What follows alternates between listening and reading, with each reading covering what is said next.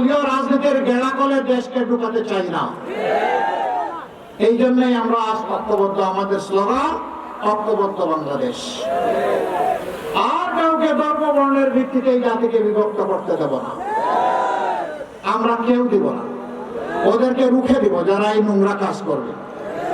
এখানে মুসলমান, হিন্দু, বৌদ্ধ, খ্রিস্টান আমরা যারা আছি, আমরা একই বাগানের ভিন্ন ভিন্ন গাছ, সবাই মিলেই আমাদের ফুলের বাগান।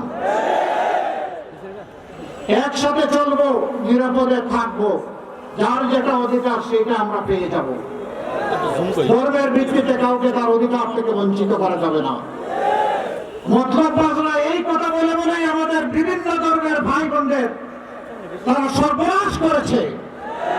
ওই সুযোগ আমরা আর দেব না। আমরা মিলেমিশে বাংলাদেশ গড়ব, সামনের দিকে এগিয়ে যাব।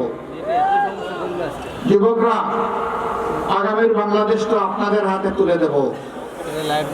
ধরুন বাংলাদেশ একটা উড়োজাহাজ, রকেট গতিতে এর উন্নয়ন হবে সামনের দিকে ইনশাআল্লাহ। সেই উড়োজাহাজের ড্রাইভিং সিট, যেটাকে ককপিট বলা হয়, সেখানে আমরা যুবকদেরকে বসিয়ে দেবো ইনশাআল্লাহ। আর আমরা গিয়ে বসবো প্যাসেঞ্জারের সিটে। তারা রকেট গতিতে বাংলাদেশকে সামনের দিকে নিয়ে যাবে। আর পিছনের ইতিহাস নিয়ে কামড়া কামড়ি করবো না। কে তুলসী পাতা ধোয়া, কে দুধে ধোয়া, প্রাণ দিলে সকলের গা থেকেই দুর্গন্ধ বের হবে। দুর্গন্ধ তারাই পছন্দ করে ওই ময়লার মাঝে যে প্রাণীর জন্ম হয়। মানব জাতি আশরাফুল মাখলুকাত ওই ময়লা নিয়ে আর ঘাটাঘাটি করবে না। সরকারি যারা কর্মচারী কর্মকর্তা আছেন, তারা এই দেশের মানুষ, তারা আমাদের ভাই, আমরা তাদের ভাই। একটা অবস্থা এমন করে ফেলা হয়েছে যে আমাদের উভয়কে উভয়ের মুখোমুখি করা ফেলা হয়েছে। এইটা কোনো দেশের জন্য কোনো ভালো লক্ষণ নয়। হাতে হাত মিলিয়ে সবাই মিলেই আমরা দেশ গড়ব ইনশাআল্লাহ।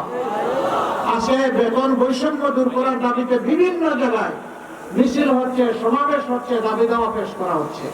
কেন এটা করতে হবে? এই রাষ্ট্রের কি কোনো অভিভাবক নাই? কোনো মা বাবা নাই? উদাহরণস্বরূপ সেনাবাহিনী, আধা সামরিক বাহিনী, এই দুইটা বাহিনী যখন তাদের বাহিনীতে যোগদান করে, সেই যোগদানের মুহূর্তেই তারা নিয়ত করে, অঙ্গীকার করে, আমি আমার দেশের প্রতি ইঞ্চি মাটি হেফাজত করার জন্য প্রয়োজনে জীবন দিব, কিন্তু 1 ইঞ্চি মাটি কাউকে দেব না। এই